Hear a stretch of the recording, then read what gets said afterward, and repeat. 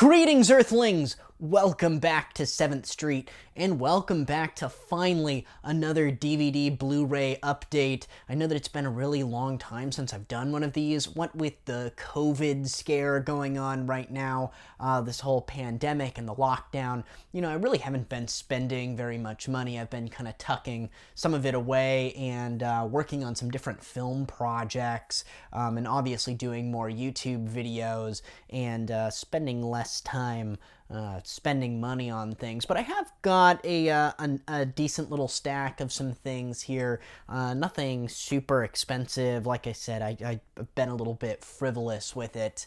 But I just thought that we would jump right into this. And the first thing that I actually got this a couple weeks ago, and I've been waiting to do an update for it, but I didn't want to just do it by itself.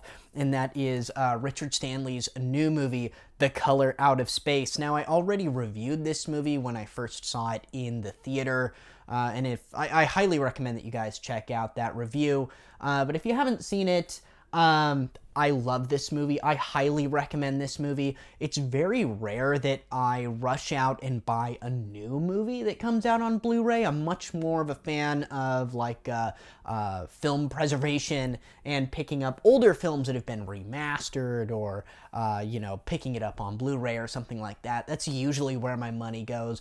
And I don't typically get new movies, so the fact that I got this should tell you right now that I highly recommend this film. The Blu-ray looks great. There's some really nice features on this film, or on this Blu-ray here. There's some behind-the-scenes stuff. But all in all, this movie is great. It's very visually pleasing. It's just a beautifully made movie. It's great to see Richard Stanley back in action. And actually, that reminds me, my last episode of Attack of the 70-Foot podcast, this was one of the films that we talked about, and everybody really likes it. I mean, we couldn't stop raving about this film. I hope that this is a sign of many more Richard Stanley movies to come, because the man is a genius, and it's really nice to see that the end of his film career wasn't The Island of Dr. Moreau. So, yes, The Color Out of Space, pick it up. Great Nicolas Cage movie. Just great performances, great visuals and camera work all around. Highly recommended. Next up here, I have a release from Alpha Video. Now, I'm not sure if people know my history with Alpha Videos. I've actually been thinking about doing a video on them. Yes, I know that these are public domain titles, and they are not the best transfers. These were early 2000s. Releases. Alpha Video just pretty much put out a bunch of garbage. I actually wasn't really aware until recently that they also put out newer films too, but shot on video films. Alpha Video was some of the first DVDs that I bought and collected because I would get $15 as an allowance from my dad when I was a kid, and I had a PS2, and I started my collection because these were about $5 each, and I could usually get 2 of them, sometimes maybe 3 of them at a time, from Suncoast Video and from Borders. And I still have a soft spot in my heart for Alpha Video releases. I think for how low budget the company, how cheap the company is, they did a pretty nice job. They used some of the original poster artwork. They included trailers, and they come with these little booklet catalogs. And this one was actually new. It was still in its wrapping. I went to a Rite Aid, and they had a bin of movies, and I pulled this out, and it was $2.99. It was super cheap, and anytime I see an Alpha Video in the wild, I'll pick it up. I don't have a ton of Alpha Videos. It's not one that I necessarily go looking for on the internet, but if I find these out in the wild, I always pick them up. And this is Jesse James Meets Frankenstein's Daughter. I've seen this one before. Of course, though, when I got this, I popped it in and watched it. And actually, the transfer of this, the digital file on the disc, isn't that bad. It's pretty good. It looked nice on my TV. It was widescreen. I always forget that this is actually like a pretty fun little movie. Like if you're ever in like a Hammer Frankenstein mood, and you run through all of them, this one sort of fits in. It's not like too much of a departure. It is funny to see it like set in this Western setting, but like the monster and everything and sort of the story was pretty good. I mean, it's like a really lower end Hammer film, like an Amicus film or something. You know, it's a decent one. You know, it's not one that I highly recommend. You can watch this movie anywhere, like on YouTube.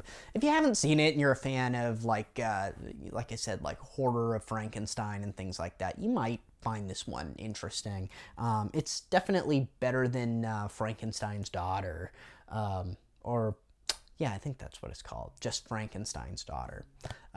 But yeah, Alpha Video, man, had to pick it up. These next DVDs here, I actually picked up from Dollar Tree, because Dollar Tree has now like acquired all of like the bargain bin DVDs that were like at Walmart. And I think that that's kind of cool. You know, I saw some comments on some other YouTubers' channels, and you have all these people saying like, why are you collecting trash? I thought we collected good things, which is kind of ridiculous to me. I mean, I just prefer physical copies of films, and I feel like it forces me to watch a film. Like when you have Amazon Prime, there's so many options that you end up skipping over things and you're not as adventurous. But when you have a hard copy in front of you, sometimes I feel like it sort of forces you to watch the film and sort of appreciate it because you spent money on it. But these were only $1. Like, worst thing that's going to happen is it's going to take up a little bit of room in here, like on some of my shelves. It's really not that big of a deal. But the first one I have here is The Shadow People with Bug Hall from The Sandlot, I think, and C. Thomas Howell is in this movie at like the very end. This is a really low budget film. I think this was like 2015 or something like that. Like I said, really low budget, but pretty well made. This one actually surprised me. I think I was maybe a little bit more invested in this one because of how low budget it looked in the beginning. And, you know, when something's like kind of at the quality of like some of the films that like I make, or like I know some of the other filmmakers around here make, I'm a little bit more invested in it initially.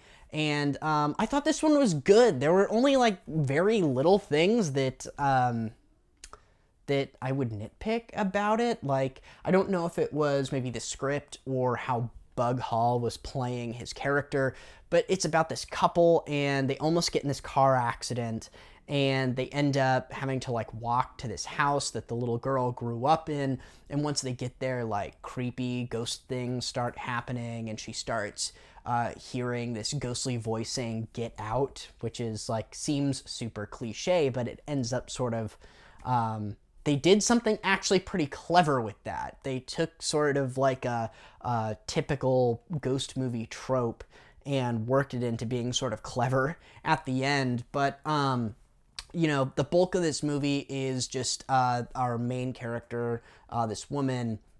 She's, you know, being tormented by like the ghosts in this house, and you know, of course, her husband, her new husband, doesn't see anything, and it's sort of this like, is she crazy, is she not, sort of film. And then there's a twist ending, which I actually thought was pretty clever, just like in the way that they did it. It's still a pretty cliched twist, but they did it in a decent way and sort of like a newer way. And I enjoyed this one a lot more than I thought I would. I'm not sure if it was like the script or the director or maybe just Bug Hall's choice, but as like the husband in this film, he was just like too nice, and it was just, he was kind of frustrating. I don't know if maybe that's what they were going for, but like the wife is like freaking out all the time, and just like she almost like kills him with like garden tools and stuff, because he's like, hey, you're having a bad time, you're seeing ghosts around here, let's split. And she just like freaks out every time and starts screaming at him and trying to hit him with things, and like he never loses his cool. He's just like the perfect husband. And it was just I guess they were trying to maybe like make the twist at the end like a little more sad, but it really just kind of makes it a little bit frustrating. I kind of wanted to see more of like an up and down in their relationship, and him really like struggling to like deal with her obvious like mental illness, is I'm sure what he's thinking in the film. And it got kind of frustrating at times, and then there were just moments where you were just like begging for him to like lose it and yell at her or something. And but like I said, that's just kind of like little minor nitpicks. It's funny. C. Thomas Howell is like all over the DVD cover art. He's like on the spine, and he's like in less than 4 minutes of this movie, which is, you know, to be expected for a low budget film. He kind of shows up at the end, and he's the priest. Overall, though, it was a pretty good film. I was pretty impressed with it. I thought that some of the effects were really well done. Some of the CG wasn't very good, but I understand for the budget. Overall, you know, this was the one that I was most curious about when I found this at Dollar Tree, and I'm glad that I picked it up. It was good. I would recommend this one. It might be on Amazon Prime. Kind of seems like one of those movies. The next one up here is another one, obviously, that I got from the Dollar Tree. And this one, I remember seeing the cover for this like at Walmart like a year or two ago. And this is House of the Witch. It comes in a nifty slip sleeve too. Anytime there's a slip sleeve, you got to pick it up. For $1, you got to pick it up. This one actually seems like it was made for quite a bit of money. It has really good production value. I loved the sets in this movie, but I tried to watch this twice, and I just, for whatever reason, I just couldn't do it. I just could not pay attention to this movie. It's funny, this movie is probably maybe technically more well done than something like The Shadow People, and there was obviously quite a bit more money behind it, but for whatever reason, it just kind of becomes kind of stale, kind of sedated. One of the things I will say about this movie is it's a lot gorier than I was expecting it to be. It's definitely set up to be sort of like a Blumhouse type movie, like a PG-13 Blumhouse movie. And it had a couple surprising things in it. Some of the gore is pretty good, but overall, this wasn't one that I could really like get into for whatever reason. And like I said, I tried twice. I ought to give it another shot, but for $1 at the Dollar Tree, I'm not going to give you too many chances. It wasn't no Shadow People, but you know, overall, you know, I guess I would recommend this movie to like maybe like teenage girls who are trying to find a horror movie, you know, like having a sleepover or something. That would be a time where I'd be like, oh, House of the Witch. You might, you know, you might like that. You don't really have to pay too much attention to it. It is like a Halloween film, which is kind of cool. It's got like that theme going for it, but overall, it's a little bit bland. That is a lot more than I can say for this film, The Church. I could not get into this film. It lost me like right in the beginning. Just wasn't really having it. I couldn't even really tell you what the movie's about. Planning on giving it a second try, but as soon as I like put this in and started watching it, I instantly like started editing and half paying attention, like while I was editing on the computer. Editing my film, by the way, which will probably be way worse than this. But yeah, I was not into this. Couldn't really do it. I think it's like about a church in an area that's like going through gentrification. Like they're like kicking out all the poor people or something. And like the spirits of this church are not very happy about it. Was not my cup of tea. For $1, it's whatever. It does have an interesting like little like cast of cameos with Bill Moseley and Clint Howard, but you know, overall wasn't really doing it for me. So The Church, is at your local Dollar Tree, and that's probably about what it's worth. Same thing with this movie here, Hooked Up, which is a film that was shot completely on an iPhone, and it looks like it. I'll just preface this now. I'm not the biggest fan of found footage films. I wouldn't rule it out when they're good. They're good, like the Blair Witch Project or Cannibal Holocaust is probably my favorite example of the found footage genre. There are some other newer found footage films that are all right. I like Quarantine. Diary of the Dead was pretty good. But on the whole, it's not really my thing. I kind of just tend to tune out. They just kind of feel cheap and gimmicky, and it's like a way to get away with having bad production value or not showing very much of your creature or ghost or whatever. It just kind of feels like, meh, you know that it's going to be kind of lame. That being said, God, I want to make a found footage feature film of my own because they're so cheap, but I have a hard time just like conceiving of making a movie that I would just probably not want to watch myself. To be honest, I haven't even really attempted to watch this one. I put it on as a background while I was editing and paid less attention to it than The Church. Every time I looked up, I thought, oh God, that looks terrible. So I was not paying attention to this one. I'll give it another watch. My girlfriend kind of likes found footage ghost movies. Maybe this one's pretty good. It looks like it went to some film festivals, which is more than you can say for most of the very low budget horror films, especially ones that you might find at Dollar Tree. So, it could be interesting. It really likes to boast the fact that it was shot all on an iPhone. And, when was this made? 2013 is when it was put out, so they were probably shooting this in 2012. So I guess that's pretty, they're probably one of the first feature films to be shot on an iPhone and get like major distribution from Raven Banner Productions Entertainment releasing.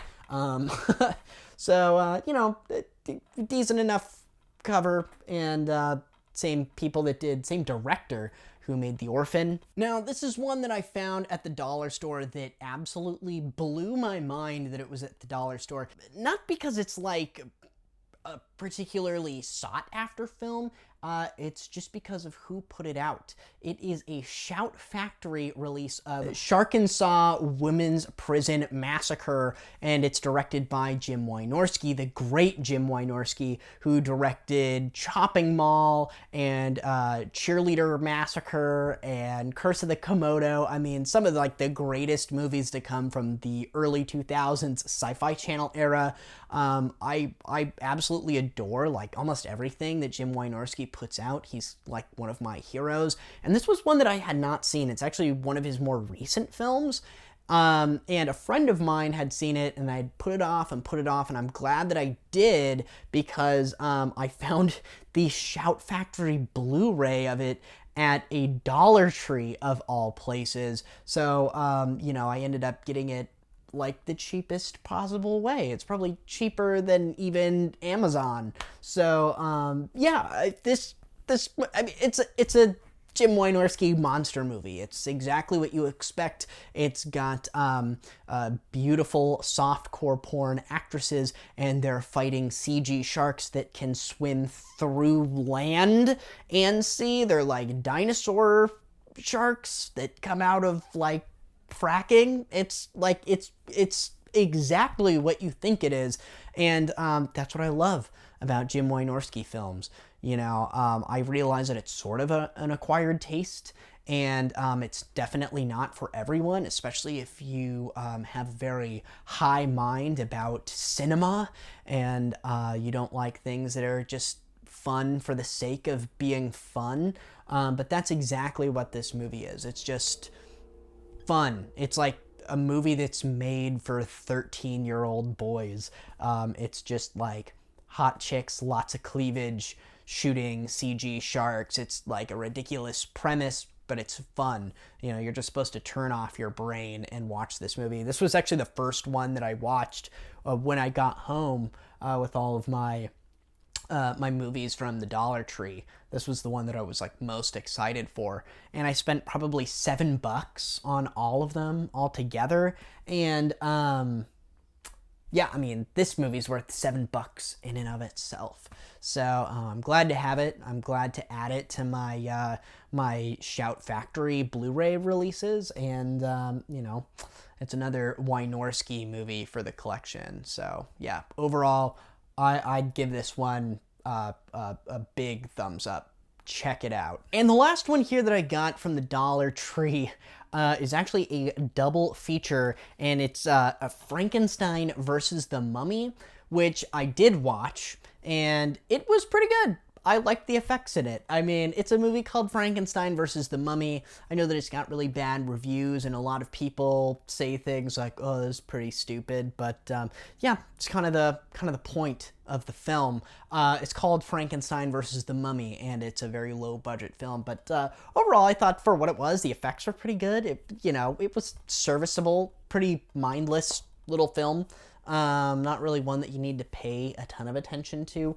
The other movie on here, The Frankenstein Theory, which is a found footage film, haven't even given it a shot yet. I kind of just went to the Dollar Tree, so I binged most of these, and just like a day or so. So some of them I haven't really gotten around to. I really got it for Frankenstein versus the Mummy, which I was pretty excited to watch, and it was all right. Not a ton to say about it. For 50 cents essentially, pretty good deal.